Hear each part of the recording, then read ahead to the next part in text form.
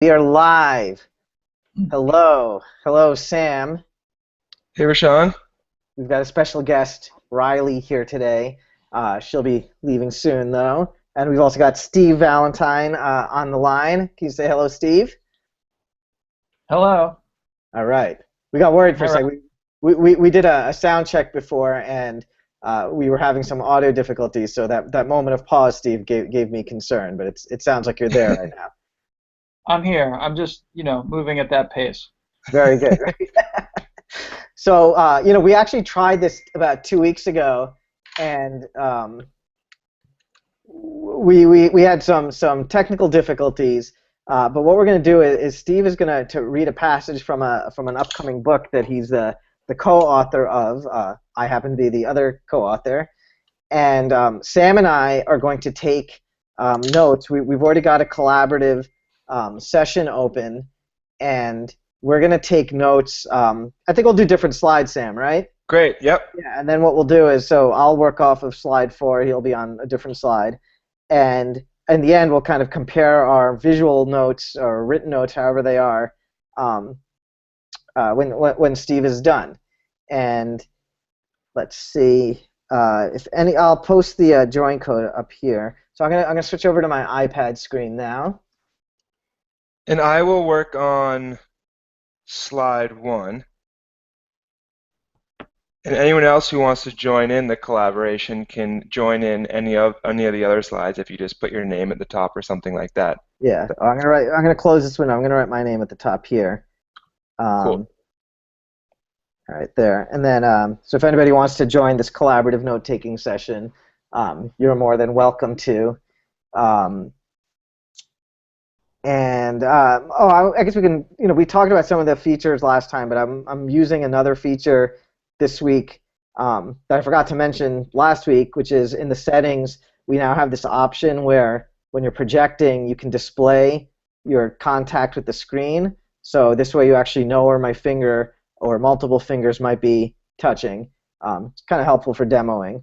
I don't think it won't be included in the recording though, so it's good. It's just good for these kind of live moments. I'm pretty sure. So I'll write this code QDQJQC. I'm going to write this again down here. QDQ. Sam, I'm using the Apple Pencil. How is it? It's pretty sick. I'm really enjoying it. At first, I wasn't used to it. Yeah. But now I think I like it a lot. My handwriting is terrible, so like anything that helps me is great. So I think that would be useful. All right, so here we go. So Steve, you still there? Yes. Awesome. Phew. I am. All right, so Sam and I are ready to be enlightened. The topic of the book is leadership and schools and technology, and I believe you'll be reading from a chapter. Maybe you can set it up. So I'm reading from a passage that is about networking, and part of the premises of the book is that we're trying to, especially school leaders, to network in a way that will help them to solve problems. A lot of educators think of networking in kind of a slimy or in a corporate-y way, and so this passage is basically trying to show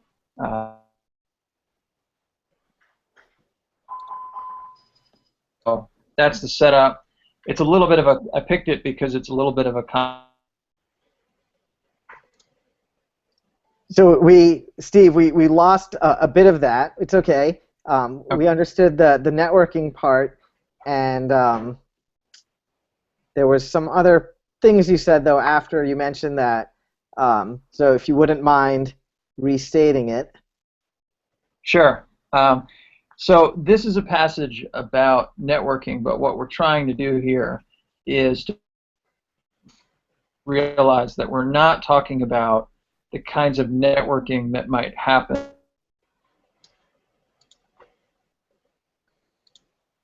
in business or context. We're talking about a specific kind of networking in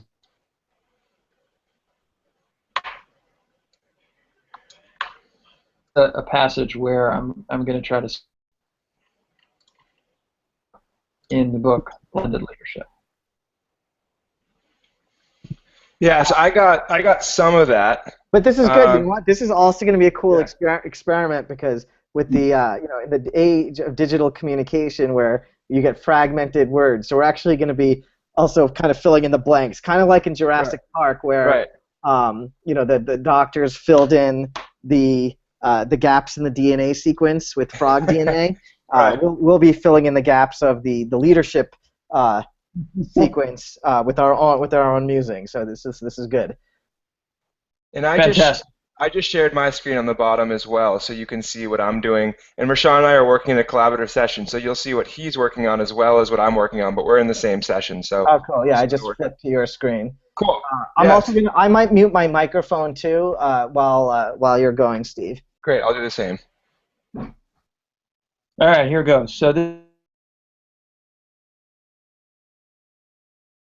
in the past, the idea of networking could carry a negative connotation, especially for educators. Some people certainly connect with others on more to do with their own aspirations for their careers rather than their aspirations for the schools at which they currently work.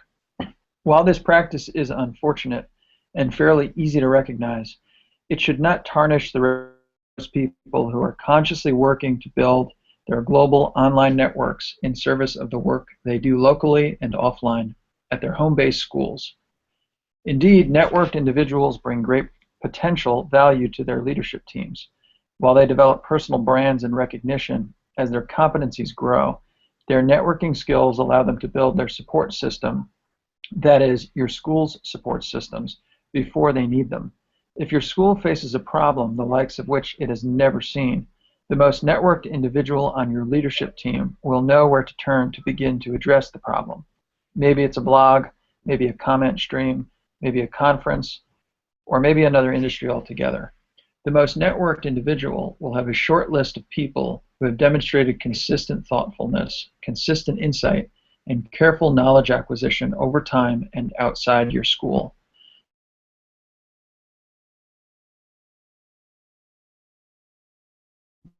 By having access to a group of educators and non-educators spanning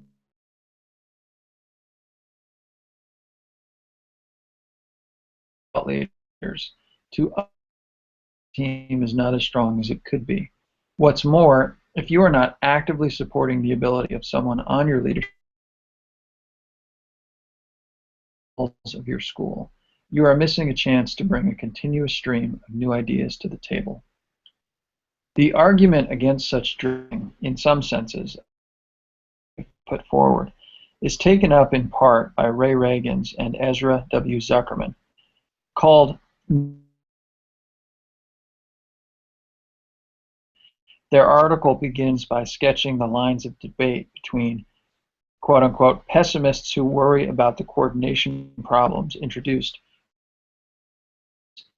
and optimists who focus on the learning benefits it provides.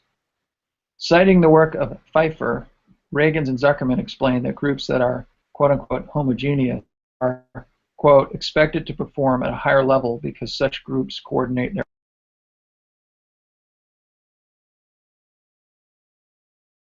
similar goals, a common history, role clarity, and a shared sense of the place in which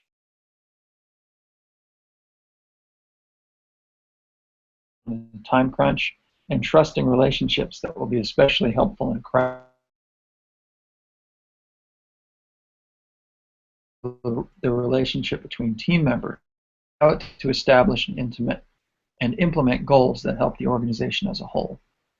Although there are some good reasons to maintain strong homogeneous teams, Ackerman demonstrate the benefits of nurturing teams as well. They cite Burt's theory on structural wholes, ultimately presenting heterogeneity as a means to generate ideas and creativity, and thus drive the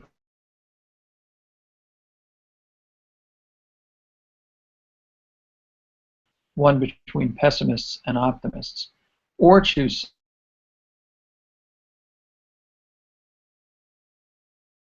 So I'm going to take a pause. Okay. So we definitely had some stops and starts. and it may have been more or less for me than for Sam. But Steve, so if you look on your screen, you should, well, I guess Sam's screen is visible now. Yeah. You can see what's going on there. Cool. Yeah. And then I'll show you my screen here. And these are some of the kind of visuals I captured as you were talking. You were talking about the homogeneous groups versus diverse groups of thinkers. That interesting contrast of the pessimists and the optimists from was that Pfeffer, his work. To see if you all could keep.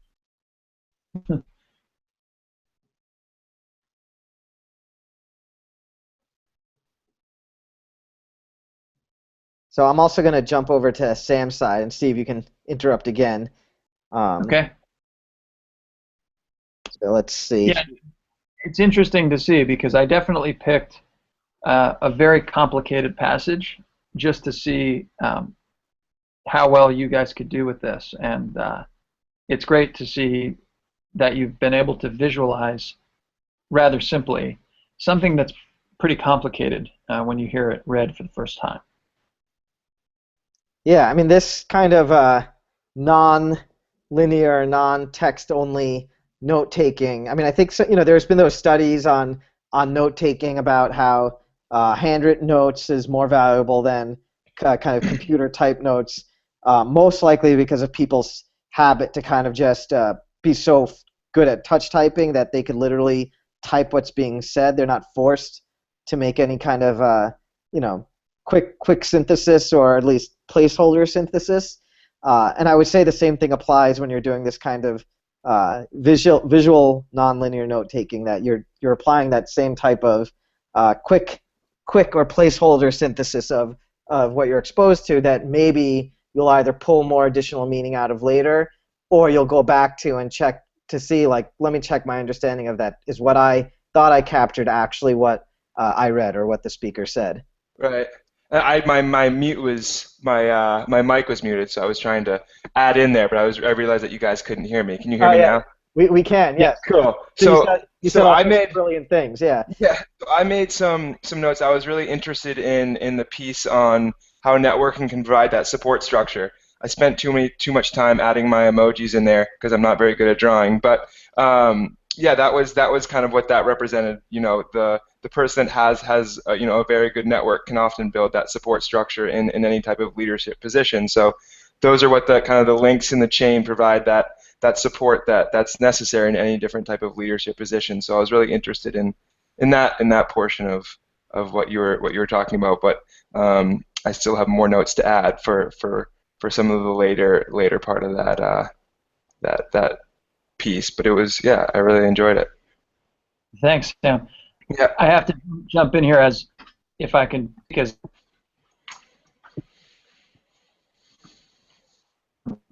Stephen, we're losing you a little bit there. If you want to just repeat that. Yeah. So to speak as an English teacher for a second, this exercise would be amazing in a class where if I were to read a passage from a book out loud and have students create this.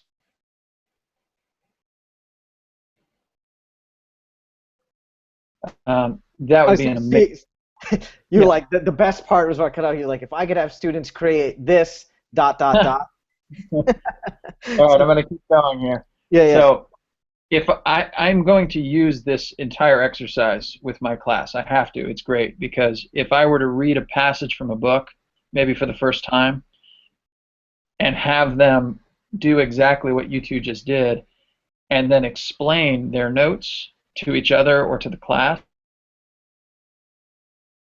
where we usually are when we discuss text. It's just a great mini exercise that I will steal. So thank you.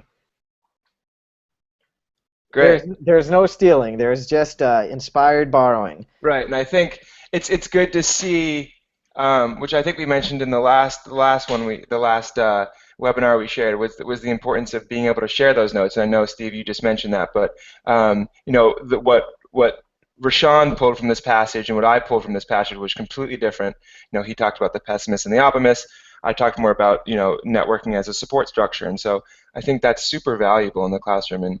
And yeah, just being able to see, maybe even 5 people's notes on what they pulled from the passage would be interesting to see. I'm trying to make the Twitter icon. I failed. But, trying to give Steve a little follow button here. But awesome, Steve. Thanks so much for participating in this activity. Sam and I were just looking forward for another opportunity to do it, and this time it worked really, really well. And yeah, I definitely agree that in a face-to-face or even a distributed setting like this, that let me switch it back to my camera here as we kind of close off this demo. So yeah, in any sort of setting where people are being exposed to a new idea or text or some concept or literature. On Tuesday, we had a guest speaker at my class at Columbia who had us read this passage from the Great Gatsby, the first kind of chunk of the second chapter, which I don't remember reading it as a high school student, but I started to remember parts of the story as I was rereading it. But she had us do an exercise where we first kind of did a very literal. She had students do this in the class, a very literal translation, visual translation of what was being written, and then to do kind of a more abstract visual representation of what those more literal elements meant. And that would have been very hard for me as a learner to just do all in narrative writing. So I kind of wish I had access to some other routes to kind of mess around with the ideas that I was listening to or reading. Yeah, maybe you would have liked reading even more. Yes. This is where it wasn't about the books. I think it was about the teachers and the way that the exercises were framed. So this is where it's reading because somebody was telling you to read, or reading for the joy of being exposed to new ideas and letting your mind stretch out, and that's what I wish. But maybe, who knows, like maybe my appreciation would only have come later anyway, and I wouldn't have loved video games so much. All right, hey, guys. Steve, thanks for sharing that bit of your book with us. I look forward to looking at it when it's released. When is it coming out? I think July 2016. July. That's the target date. So cool. we'll I'll put the URL of the book, because I happen to know it, up here. Oh wait, you can't see my screen. Let me switch back to my screen, because Steve cut out again for a moment. Let me switch back to my screen here. www.blendingleadership.com. That is the book title if you want to check it out. I believe the release date is actually July 24th, 2016. And there we go. So definitely check that out. Follow Steve on Twitter. And Sam, yeah, that was cool. I'm glad we got a chance to do that again. Great. Well, thanks a lot, Steve, and thanks, Rashawn. Yeah. So next week we'll figure out what next week's topic is. I think we should dive a little bit more into either the auto shapes or the draw fill. I mean, as we've been hearing from people about this tool, there's just so many cool possibilities of what can be done. Right. Let me switch to my screen here. I almost did it again, but now I remembered. We'll wrap up with this, but like just the simple task of like, if I wanted to like mock up an iPad, that like in a second, I've got an iPad, and now I can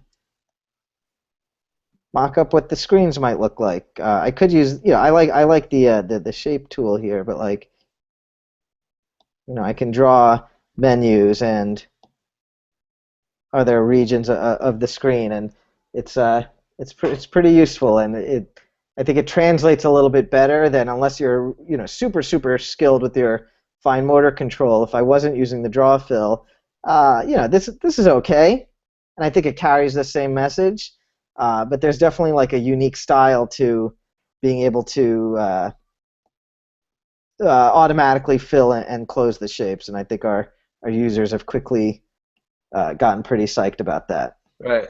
Yeah, it's a new element of creativity, I guess, which is really cool. Yeah, and I think, and it's a choice. It's not, you don't have to use it. If you like here's a contrast of, my limited skills of, trying to create the same object. And the one on the left, I was able to get from my mind onto the screen much more quickly than the one on the right, and start thinking about the next thing. But also, I think from a conveyance standpoint, I think, Sam, you would probably more easily understand the element on the left than the one on the right. Right. Picasso's on the left. Yeah. Actually, let me see if I could find this before we go. Okay, you're about to leave a collaborative session. I'm going to close the collaboration here. Cool. I'll just save it on my iPad. Yeah, I'm going to save this too. So I was at a conference the other day, and I did this thing. Let me see if I have the slide on here. Oh, here it is. Okay, so I did a thing where I presented this timeline of like my career, and I did this. This was before Draw Fill was a thing, and I said like, all right, here's a kind of timeline of my education career, and I said like, well, point out a thing on this timeline and ask me a question about it. And so one person, well, a lot of people asked about this, and I talked about my music side. One person said, what are the 3 cupcakes? And I said, well, no, those are meant to be like Columbia University with the city skyline in the background. So I wonder, I could have probably represented Columbia better at that point. And then for here, these 2 things. Well, Sam, what do you think these are? Maybe iPads. Yeah, so you got it. Well, you're closely affiliated. Somebody said, what's the toaster oven mean? And I had to say, well, that's actually meant to represent the iPad and the explain everything interface. But so yeah, maybe my next go around, it'll before iPads, it was microwaves for you, Rashawn. Yeah, exactly. I was expert in microwave science. All right. Well, thanks to all those who tuned in, and thanks, Sam. And we'll see you next time. Cool. Thanks, guys. Bye-bye. Thanks, Steve. Bye. Bye. Thanks, Steve. Bye.